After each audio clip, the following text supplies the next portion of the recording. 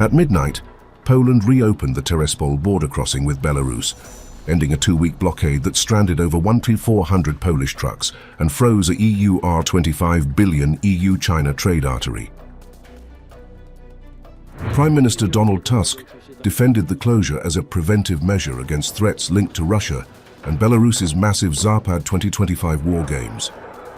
He warned Warsaw would not hesitate to shut it down again if provoked.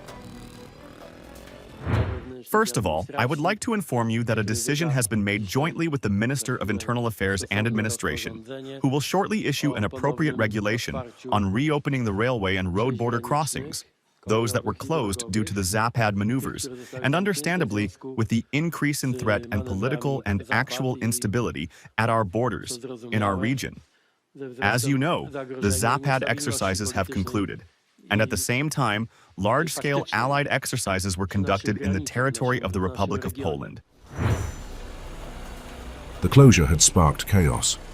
Long lines of buses, cars and trucks piled up at the border, while Belarus granted stranded drivers a 10-day humanitarian window to exit.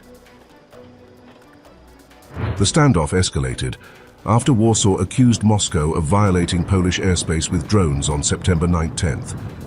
NATO chief Mark Rutte slammed Russia's reckless behavior, and German Defense Minister Boris Pistorius claimed the drones deliberately targeted Poland. Clearly, what the Russians are doing is not acceptable. If it is intentional or not, at least it is reckless. And it should stop, absolutely. And what they will see now, over the last couple of weeks, is that whatever happens, we are there. And it will not, as you've seen in the next statement, detract us from supporting Ukraine, if that is what they might be thinking they could achieve. I don't know what is in their minds. If it was intentional, again, we are still assessing that. We will also keep on supporting Ukraine with even more vigor and more determination. Moscow dismissed the accusations, insisting its strikes only hit Ukrainian cities.